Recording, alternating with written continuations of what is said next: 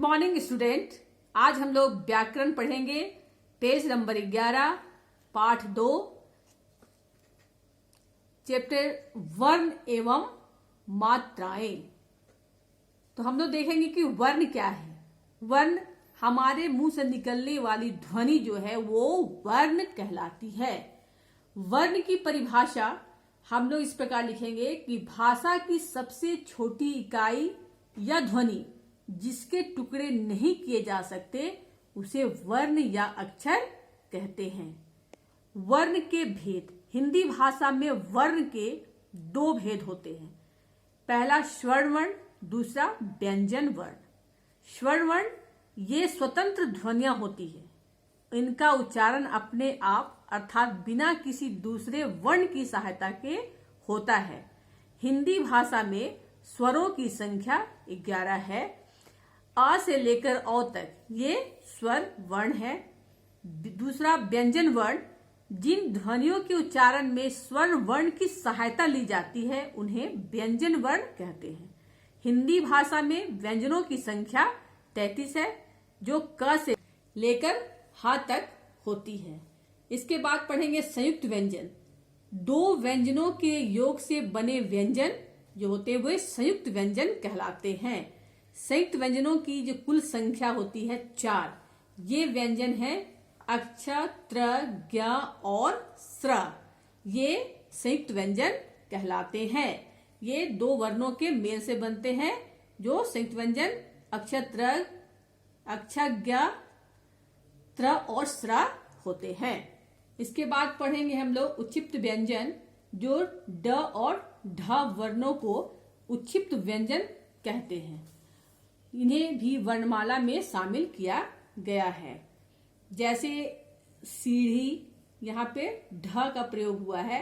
उस तरह साड़ी, कीड़ा, पहाड़, ये सब उच्छिप्त व्यंजन है जिसको भी वर्णमाला में शामिल किया गया है।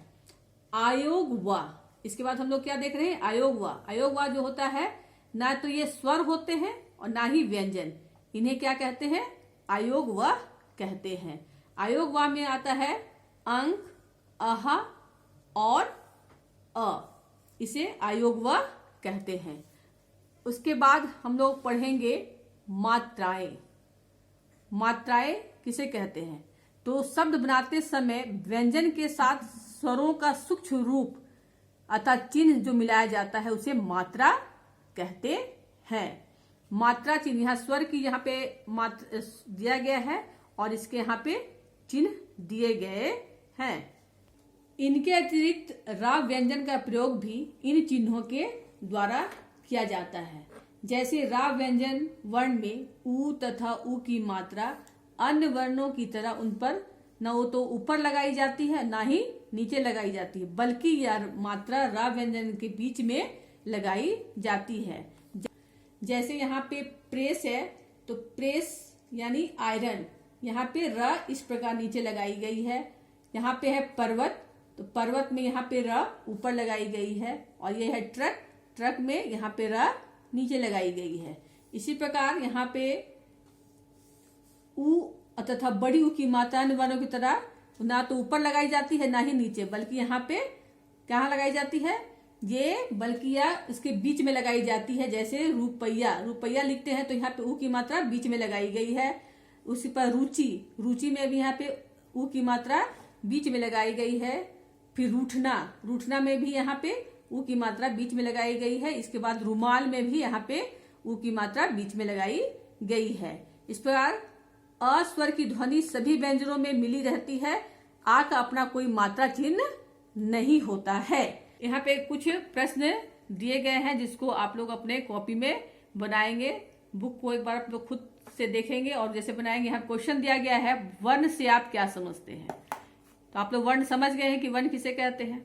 व्यंजन किसे कहते हैं, हिंदी भाषा में व्यंजनों की संख्या कितनी होती है। आयोग व किसे कहते हैं और संयुक्त व्यंजन किसे कहते हैं, उदाहरण सहित उत्तर लिखिए। ये चारों प्रश्न को आप लोग अपने कॉपी में इसका उत्तर लिख लेंगे। यहाँ पे सही गलत दिया गया है जिसको भी पढ़कर आप लोग एक बार खुद से पढ़ेंगे और समझेंगे और इसे भी सही गलत वाला आंसर भी खुद बनाएंगे और खाली जगह भरिए। यहाँ पे ये खाली जगह दिया गया है जिसको आप लोग पढ़ेंगे और अपने बुक के आधार पर जो यहाँ पे दिया है उसके आधार पर इसे भरेंगे और ऐसे सारे प्रश्न उत्तर को कॉपी में कंप्लीट करेंगे। उसके बाद यहाँ पे चित्रों की सहायता से शब्दों को उचित मात्रा को देकर इसे पूरा करना है। यहाँ पे पंखा है तो यहाँ पे कौन सा मात्रा चिन्ह लगेगा उसको लगा के ये शब्द को पूरा करना है। इसे भी आप लोग बुक में बना लेंगे। आगे फिर हम लोग पढ़ेंगे। धन्यवाद।